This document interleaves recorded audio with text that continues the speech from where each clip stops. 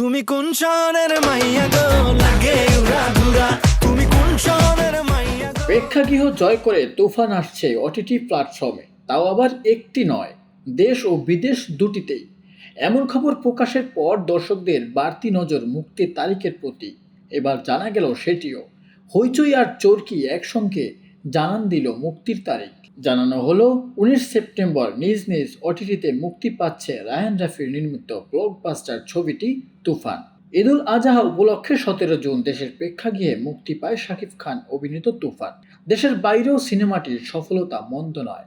America, Canada, Australia, যুক্তরাষ্ট্র, France, Belgium, Sweden, Germany, Netherland, Spain, Portugal, Abu Dhabi, Bahrain, Qatar, Oman, Malaysia ও পশ্চিমবঙ্গের প্রেক্ষাগৃহে মুক্তি পায় তুফান। প্রায় সব জায়গাটিতেই সিনেমাটিকে সফল করে তোলে প্রবাসী বাঙালিরা।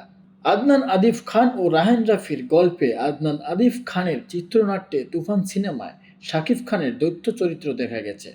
নায়কের বিপরীতে অভিনয় করেছে ভারতীয় মিমি চক্রবর্তী এবং বাংলাদেশের নাবিলা। আরও আছে দেশের গুণী অভিনয় শিল্পীরা।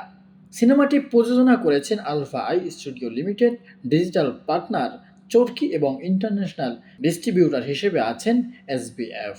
তুফান, খুব ভয় পাইছি রে।